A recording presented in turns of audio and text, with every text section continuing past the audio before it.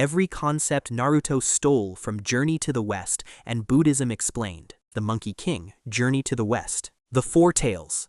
Jinchu Riki isn't just some random monkey character. That's literally Sun Wukong, the most famous troublemaker in all of Chinese mythology. Sun Wukong is the main character of Journey to the West, a 500-year-old novel that's basically the original anime before anime existed.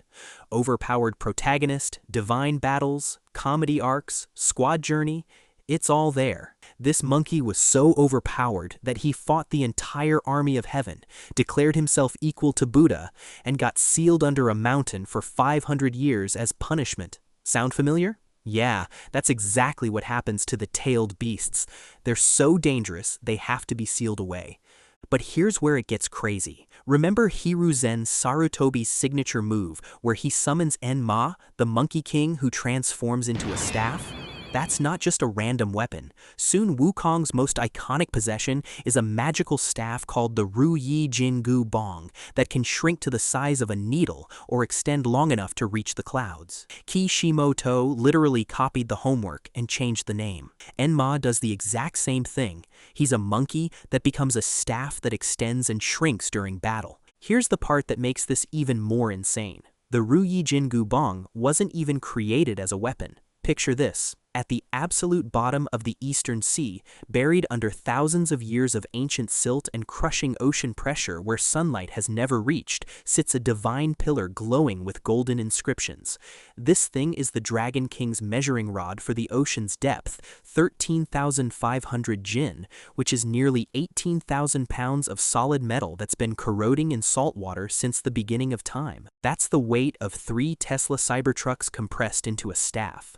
The water pressure alone at that depth would instantly crush a human into paste, but this pillar just sits there, immovable, because nobody in the entire universe is strong enough to even budge it. When Sun Wukong walked into that underwater palace looking for a weapon, every legendary sword and enchanted spear shattered in his grip like toothpicks because he was too strong. Then he saw this pillar radiating power in the corner, walked through water that should have killed him, wrapped his hands around metal covered in barnacles and coral, and pulled it out like King Arthur with Excalibur. The moment he touched it, the staff shrunk down to a perfect handheld size, and the entire ocean shook. The Dragon King basically had a panic attack watching this monkey walk out casually carrying the structural support beam of the sea itself. The connection is so obvious that in Japanese, the Four Tails is actually named Sun Goku, which is just the Japanese pronunciation of Sun Wukong.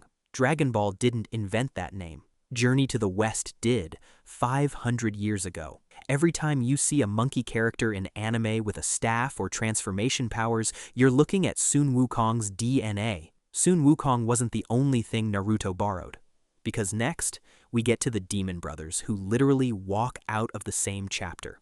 The Gold and Silver Demons, Journey to the West. The Gold and Silver Brothers in Naruto are walking spoilers for one of the most famous chapters in Journey to the West. In the original story, there are 2 demon brothers, literally called Goldhorn and Silverhorn, who try to capture Sun Wukong using 5 magical treasures.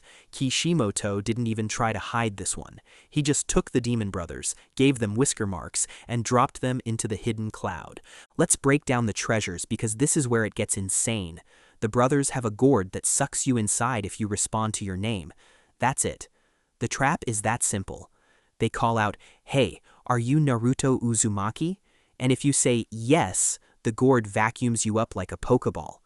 In Journey to the West, this same gourd traps Sun Wukong because he's too proud to ignore someone calling his name. It's a test of ego. In Naruto, this weapon is called the Beni-Hi Sa-Go, the Crimson Gourd, and it works on the exact same principle. You respond to your name, you lose. It's a 500-year-old psychological trap disguised as a magic item. The fan they carry is called the Ba Shou Sen, which translates to banana palm fan, and this thing has serious lore behind it. In Journey to the West, there's an entire arc where Sun Wukong and his companions need to cross the Flaming Mountains, a mountain range that's literally on fire forever and blocks their path to India. The only way to put out the flames is with the Ba Shou Sen, a giant fan made from a magical banana leaf that can blow wind strong enough to extinguish supernatural fire and create rainstorms. Soon, Wukong has to fight Princess Iron Fan, the owner of the Ba Shou Sen, just to borrow it for one day. In Naruto, the Gold and Silver brothers use the Ba Shou Sen to blow enemies away with massive wind gusts. Same item, same overpowered wind ability, just repurposed for combat instead of firefighting. The pot can melt you alive if you're stuck inside too long. These aren't Kishimoto's inventions. They're Control plus C, Control plus V from a 16th century Chinese novel. Even the number 5 is significant. The brothers originally had 5 treasures total, and Kishimoto kept that exact count for the tools of the Sage of Six Paths. Kishimoto studied this story so hard, he probably had the book next to him while drawing. But here's what's wild.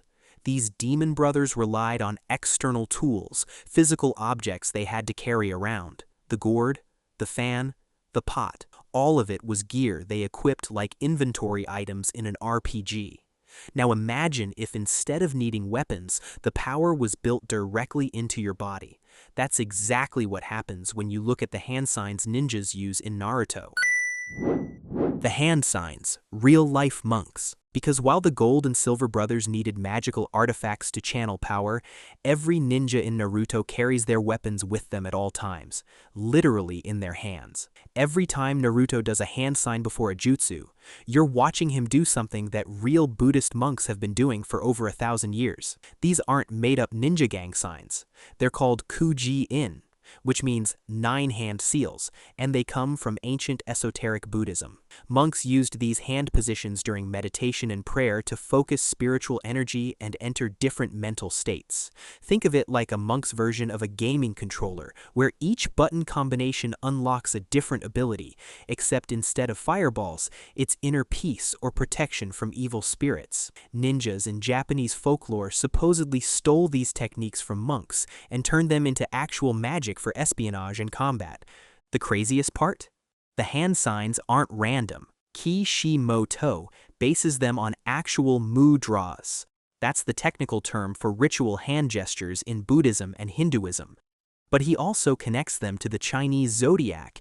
You know the 12 animals: rat, ox, tiger, rabbit, dragon, snake, horse, goat, monkey, rooster, dog, and pig. Those aren't just for fun horoscopes. In Chinese cosmology, each animal represents a different type of elemental energy and governs different aspects of nature and time. Kishimoto mapped these zodiac animals directly onto the hand seals used in Naruto. Here's a perfect example. The Fireball Jutsu, Sasuke's signature move, specifically requires the tiger hand seal. Why? Because in the Chinese zodiac, the tiger is the ultimate symbol of fire energy, aggression, and explosive power. It's associated with the yang element, which represents heat, action, and outward force. So when Sasuke forms the tiger seal and breathes fire, he's not just doing a random hand gesture, he's channeling the ancient symbolic connection between tigers and flames that's existed in Asian culture for thousands of years. Every major fire jutsu in the series uses the tiger seal for this exact reason. It's not coincidence. It's deliberate mythological coding. When you see Kakashi doing 1,000,000 hand signs per second, he's technically speedrunning ancient religious rituals mixed with zodiac astrology. Imagine a monk seeing Naruto and being like, that's not how you're supposed to use those. The 6 paths of pain, Buddhism. The 6 paths of pain aren't just 6 bodies Nagato controls. They're a direct copy of one of Buddhism's core teachings, the 6 realms of reincarnation. In Buddhist belief, when you die, you get reborn into one of 6 different worlds depending on your karma, basically your good and bad deeds. It's an infinite respawn loop, except you don't get to choose your spawn point. You could come back as a god, a human, an animal, a hungry ghost, or even get sent to hell. The goal of Buddhism is to escape this cycle entirely and reach nirvana, which is like winning the game and never having to play again. Kishimoto took this concept and turned it into Nagato's boss fight. Each of Pain's 6 bodies represents one of these realms. Let's focus on the wildest ones. The Preta path is the hungry ghost realm, a world where spirits are cursed with eternal hunger and thirst but can never be satisfied. In Buddhist art, hungry ghosts, called Pretas, are drawn with absolutely massive bellies, like they're constantly starving. But here's the twist. Their throats are the width of a pinhole. Once you see it, you can't unsee it. Imagine trying to drink through a coffee stirrer when you're dying of thirst. They're surrounded by food and water, but their tiny throats won't let anything through, so they're stuck in infinite suffering, always consuming, but never full. Then there's the Na-Ra-Ka path, which controls the king of hell. In Buddhism, Na-Ra-Ka is literally the name for hell, and it's ruled by a judge who interrogates dead souls. This judge has the power to see through lies and punish sinners. In Naruto, the Na-Ra-Ka path summons a giant king of hell statue that grabs people, asks them questions, and if they lie, it rips out their tongue or kills them. That's not a creative interpretation. That's almost exactly how the Buddhist king of hell operates. He's the ultimate lie detector, and Kishimoto just turned him into a summon. The 6 paths aren't just a cool villain gimmick, they're a crash course in Buddhist cosmology disguised as a fight scene.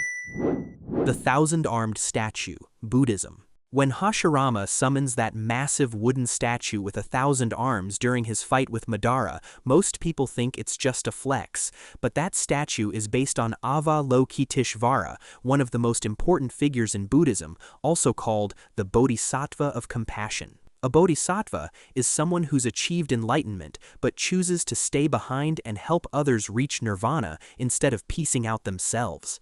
Basically, they're the ultimate support player who refuses to quit the game until everyone on their team wins. Avalokiteshvara is often depicted with 1,000 arms because the legend says they wanted to help so many people that they needed 1,000 hands to reach everyone. Each hand has an eye in the palm, symbolizing wisdom and awareness. The statue represents infinite compassion, mercy, and protection. Now here's the irony.